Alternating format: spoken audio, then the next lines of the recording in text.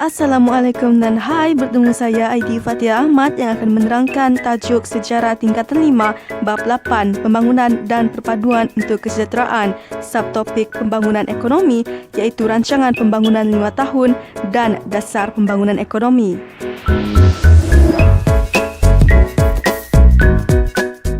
Pembangunan ekonomi di negara kita dilaksanakan melalui Rancangan Pembangunan 5 Tahun yang dimulakan oleh Kerajaan Parti Perikatan sejak sebelum mereka lagi. Rancangan Pembangunan 5 Tahun telah dilaksanakan dalam 2 tahap, iaitu tahap pertama dan tahap kedua. Rancangan Malaya Pertama diperkenalkan sejak sebelum mereka lagi.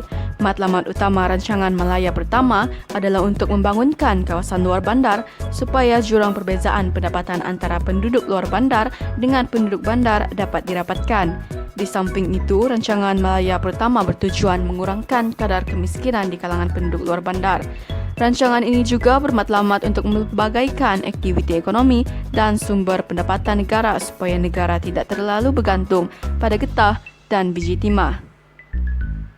Rancangan Malaya Pertama merupakan rancangan pembangunan bersepadu yang memberikan peningkatan dan perhatian yang serius terhadap sektor ekonomi, sosial, dan awam. Dalam pelaksanaan Rancangan Malaya Pertama ini, dua agensi utama kerajaan memainkan peranan penting, iaitu Lembaga Pembangunan Industri Desa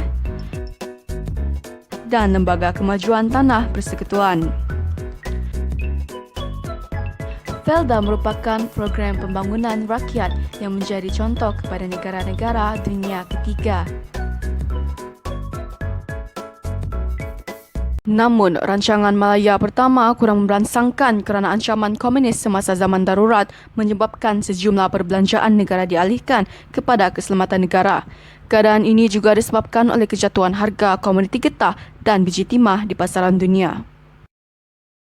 Rancangan Malaya Kedua merupakan kesinambungan Rancangan Malaya Pertama kerana rancangan ini masih memberikan penekanan kepada pembangunan penduduk luar bandar. Tujuannya adalah untuk merapatkan jurang perbezaan pendapatan antara penduduk luar bandar dengan penduduk bandar, di samping mengurangkan kadar kemiskinan dan sekaligus meningkatkan taraf hidup rakyat.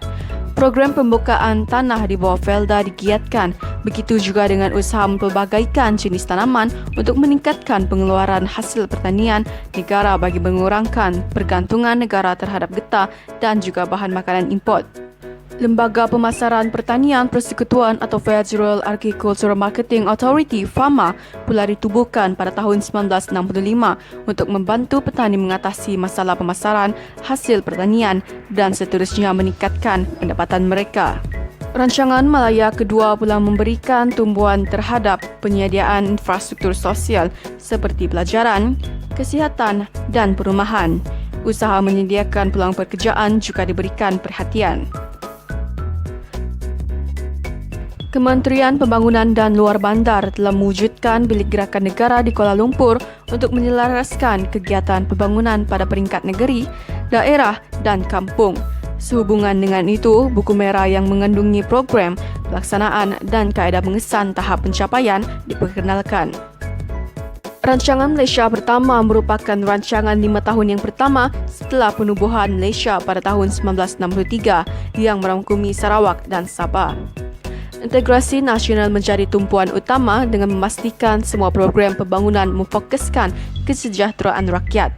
Rancangan Malaysia Pertama bersifat bersepadu dan merangkumi semua bidang ekonomi dengan mempelbagaikan kegiatan ekonomi dalam sektor pertanian dan juga perindustrian. Pembukaan tanah oleh Felda semakin pesat. Ini membawa kepada kemunculan pelbagai projek seperti Tiga Segi Cengkar, Johor Tenggara dan Pahang Tenggara.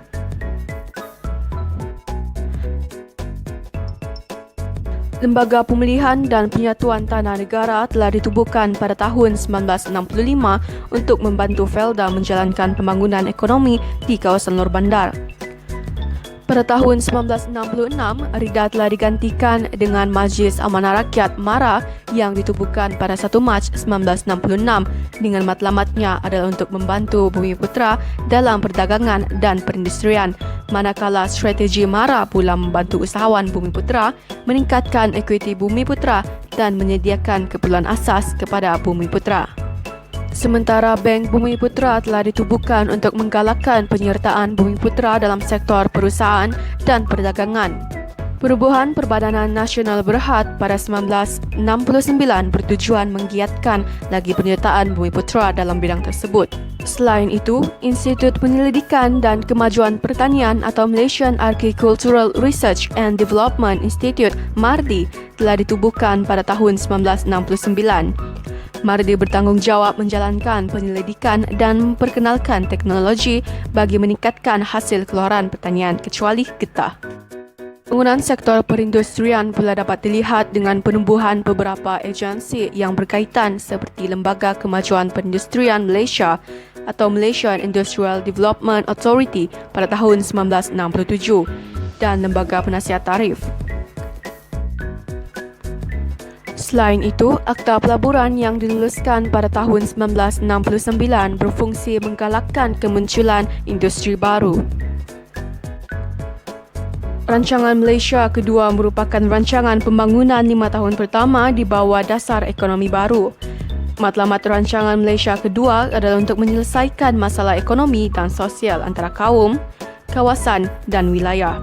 Tumpuan diberikan terhadap usaha membasmi kemiskinan tanpa mengira kaum dengan menambahkan pendapatan dan menyediakan peluang pekerjaan bagi merapatkan jurang ekonomi serta menghapuskan identiti kaum mengikut fungsi ekonomi.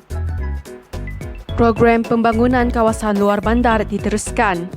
Beberapa agensi di bawah Kementerian Tanah dan Kemajuan Wilayah ditubuhkan untuk melaksanakan program pembangunan wilayah. Agensi lain juga ditubuhkan khususnya untuk membantu golongan petani, menggalakkan perusahaan dan perdagangan serta memajukan bandar.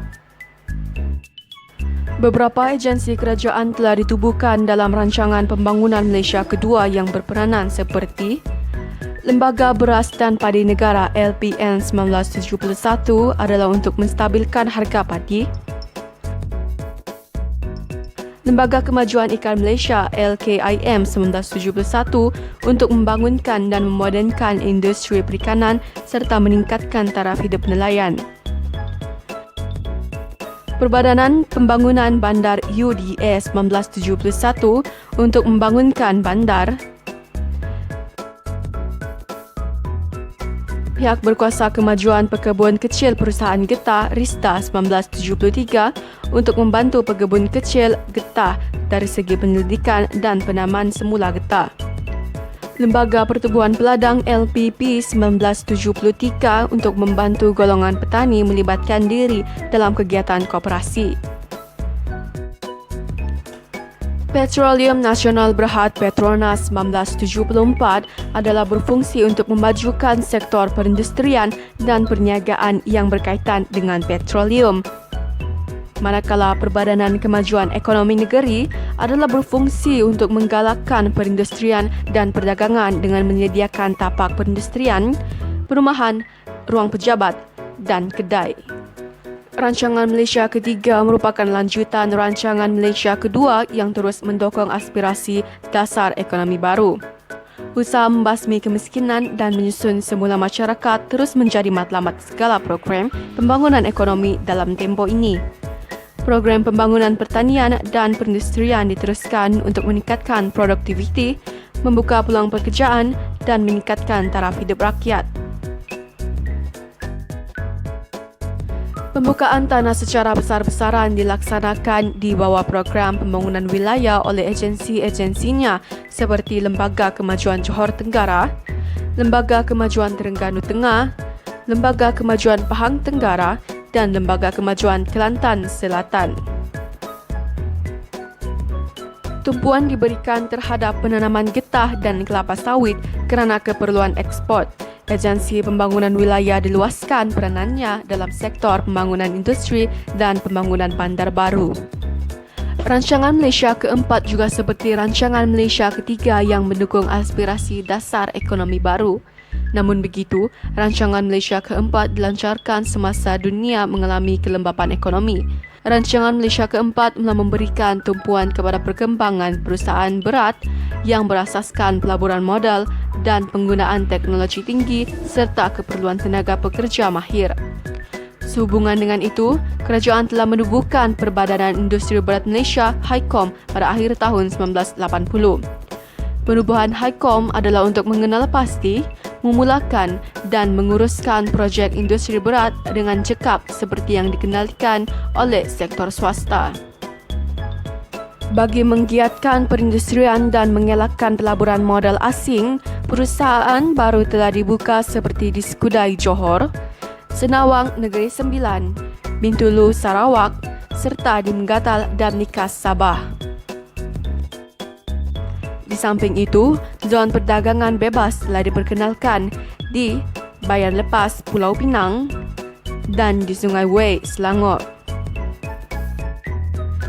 Bagi memastikan keberkesanan projek perindustrian, dua program telah dilancarkan pada tahun 1983 iaitu Kajian Dasar Perindustrian Malaysia dan Plan Induk Perindustrian.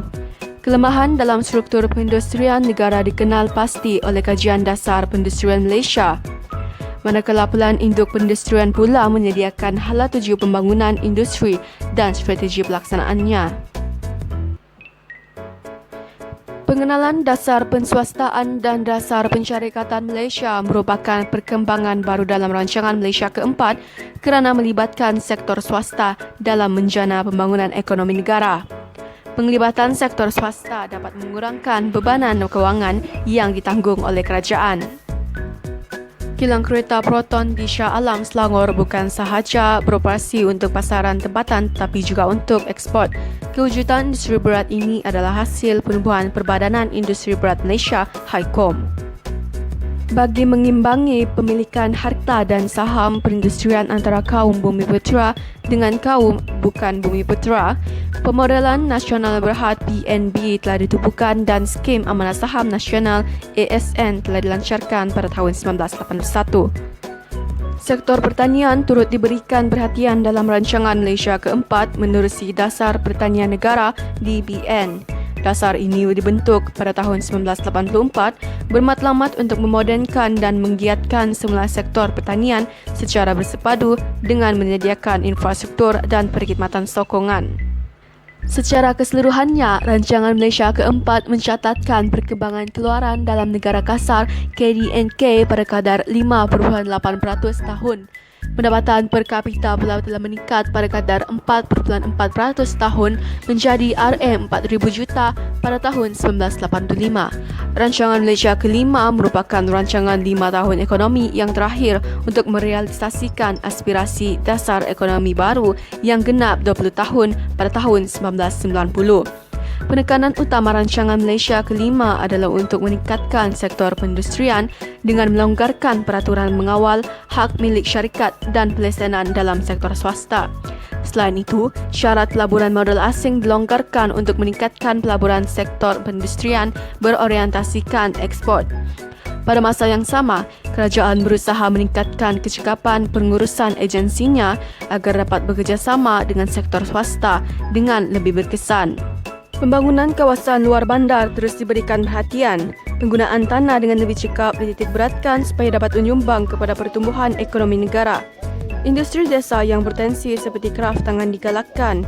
Untuk kemudahan tersebut, kredit dan insentif telah diperluas, misalnya melalui Bank Pertanian Malaysia, Skim Pinjaman Khas Pertanian dan Amanah Ikhtiar Malaysia. Sektor pelancongan menjadi perusahaan terpenting dalam tempoh rancangan Malaysia kelima. Penubuhan Perbadanan Pelancongan Malaysia merancangkan lagi industri pelancongan terutama dengan pelancaran Tahun Melawat Malaysia pada tahun 1990. Satu lagi penekanan rancangan Malaysia kelima adalah dalam bidang penyelidikan dan pembangunan. Bidang ini dimajukan untuk meningkatkan keupayaan dan kecekapan guna tenaga tempatan untuk meningkatkan produktiviti negara. Walau bagaimanapun, peningkatan hak milik modal saham Bumiputera hanya setakat 20.3%, sedangkan sasaran yang ditetapkan adalah 30%. Sebaliknya, hak milik modal saham kaum bukan Bumiputera meningkat kepada 46.2%, melebihi sasaran 40% yang ditetapkan. Ini bermakna dasar ekonomi baru memberikan manfaat kepada semua kaum. Peningkatan hak milik modal saham kedua-dua golongan ini sekurang-kurangnya berjaya mengurangkan hak milik modal saham orang asing kepada 33,5%.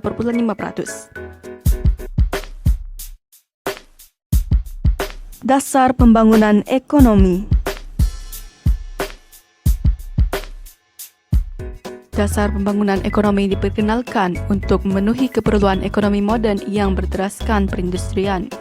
Dasar Pertanian Negara DPN yang dilancarkan pada 12 Januari 1984 bermatlamat untuk meningkatkan pendapatan sektor pertanian ke tahap maksimum menerusi pengurusan sumber ekonomi negara yang cekap dan berkesan. Dasar Pertanian Negara juga bermatlamat untuk memaksimumkan pendapatan pekebun kecil di samping memajukan komoditi utama yang berpotensi untuk diekspor. Beberapa strategi untuk mencapai matlamat Dasar Pertanian Negara telah dilaksanakan. Antaranya termasuklah menggalakkan pembukaan tanah-tanah baru di bawah rancangan Felda, Agensi Pembukaan Wilayah dan Kerajaan Negeri. Selain itu, program pembangunan in situ diperkenalkan untuk memulihkan kawasan yang berproduktiviti rendah. Program ini dilaksanakan dengan menyediakan perkhidmatan sokongan pertanian seperti pemasaran, kredit, subsidi, dan penyelidikan. Penglibatan sektor swasta dalam projek penswastaan pertanian di bawah Kementerian Pertanian juga diperkenalkan. Dasar Pensyarikatan Malaysia diperkenalkan pada 25 Februari 1983. Dasar ini bermatlamat untuk merangsang penglibatan sektor swasta secara aktif dan berkesan dalam pembangunan negara. Melalui sektor ini, Malaysia dianggap sebagai sebuah syarikat yang dimiliki secara bersama oleh kerajaan dan sektor swasta. Semua kaki tangan kerajaan dan swasta merupakan pemilik saham dan pekerja yang dipertanggungjawabkan untuk memajukan syarikat ini, iaitu Malaysia. Bagi melaksanakannya, sebuah panel perunding antara pihak kerajaan dengan sektor swasta telah ditubuhkan. Pegawai kerajaan ditempatkan di syarikat swasta untuk menjalin hubungan dan berkongsi kepakaran. Sektor swasta perlu memahami dasar kerajaan dan mengutamakan kepentingan nasional dalam aktiviti ekonomi di samping mendapatkan keuntungan maksimum. Pihak kerajaan pula bertindak memberi perkhidmatan sokongan bagi kemudahan operasi sektor swasta. Dasar penswastaan telah dilancarkan oleh Perdana Menteri Datuk Seri Dr. Mahathir Mohamad pada bulan Mac 1983. Menerusi dasar ini, kerajaan memindahkan perkhidmatan, perusahaan, kepentingan, pelaburan dan kuasa tertentu kepada sektor swasta. Dasar penswastaan bermatlamat mengurangkan beban kewangan kerajaan. Selain itu, dasar ini bertujuan meningkatkan produktiviti serta kualiti perkhidmatan atau barangan kerana sektor swasta dianggap lebih cekap daripada sektor awam. Dasar penswastaan diyakini dapat mempercepat pembangunan ekonomi negara melalui pelaburan modal oleh sektor swasta. Unit Perancangan Ekonomi UPE bertindak sebagai jawatan kuasa penswastaan yang memberikan garis panduan kepada sebuah kementerian atau jawatan yang ingin menjalankan penswastaan. Berdasarkan garis panduan yang disediakan, penswastaan boleh dilaksanakan sama ada secara sepenuhnya ataupun secara sebahagian. Dasar hala tuju cara baru ialah dasar kerajaan untuk membangunkan kawasan luar bandar. Jelasnya, dasar ini merupakan pendekatan baru kerajaan membangunkan kawasan tersebut. Matlamat utama dasar ini adalah untuk meningkatkan pendapatan golongan petani dan pekerja desa melalui penglibatan mereka dalam sektor pelaburan. Dasar ini dilaksanakan melalui 3 strategi. Strategi pertama adalah dengan mengelompokkan kampung-kampung menjadi pendapatan yang lebih besar supaya segala kemudahan dapat disediakan dengan lebih ekonomik. Strategi kedua, meningkatkan pendapatan golongan petani dan pekerja desa melalui program usahawan desa yang terlibat dengan industri pembuatan barangan. Manakala strategi ketiga ialah pelaksanaan projek pembangunan oleh agensi kerajaan untuk meningkatkan pendapatan penduduk luar bandar. Dasar Peningkatan Daya Pengeluaran Negara di PDPN bermatlamat untuk mencapai kadar pertumbuhan ekonomi yang berterusan walaupun negara menghadapi pelbagai cabaran. Peningkatan hasil pendapatan negara penting untuk meningkatkan kadar pertumbuhan ekonomi yang lebih tinggi. Dasar Peningkatan Daya Pengeluaran Negara ini juga memastikan penggunaan sumber negara pada tahap maksimum bagi mengelakkan sebarang pembaziran di samping memastikan sektor perindustrian dapat bersaing pada peringkat antarabangsa. Antara strategi pelaksanaan dasar peningkatan daya pengeluaran negara termasuklah membaiki sistem pengurusan operasi, struktur organisasi, penggunaan teknologi terkini serta penerapan nilai dan etika kerja yang murni. Dasar kependudukan telah dikemukakan oleh Perdana Menteri pada 29 Mac 1984. Matlamat dasar kependudukan adalah untuk mencapai sasaran 70 juta penduduk menjelang tahun 2010.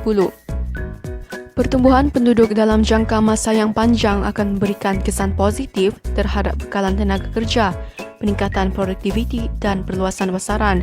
Di samping itu, jumlah penduduk yang besar akan menyumbang ke arah kekuatan politik dan keselamatan negara.